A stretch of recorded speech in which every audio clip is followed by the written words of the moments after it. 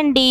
Morning uttapam video share చేశాను కదా, ఇంకా ఆ ఊతప్పం పిండి మిగిలిపోతే ఇలాగ పునుగులైతే వేశాను. చూసారా ఎంత క్రిస్పీగా వచ్చాయో, పైన క్రిస్పీగా లోపల సాఫ్ట్గా భలే వచ్చాయి. ఆ పిండిలోనే కొంచెం మైదా పిండి, అలాగే కొంచెం రవ్వ, కొంచెం ఉప్పు, వంట సోడా వేసి బాగా ఇలా కలిపేసుకొని ఇలాగా పునుగుల్లాగా వేసానండి. పునుగులంటే మైదా పిండి, మజ్జిగ ఈ రెండిటితోనే కదండి చేసేది. మైదా అంత మంచిది కాదు కదా హెల్త్కి. అందుకే ఇలాగా మిగిలిపోయిన దోశ పిండితో మైదా కొంచెం కలుపుకొని చేయడం వల్ల చూడండి ఎంత గుల్లగా వచ్చాయో. టేస్ట్ కూడా బాగుంటాయండి. పిల్లలకి రకరకాల షేప్లో ఇస్తే ఇంట్రెస్ట్గా తింటారు కదా, అందుకే కొన్ని పునుగుల్లాగా, కొన్ని ఇలా అప్పల్లా వేసిచ్చాను.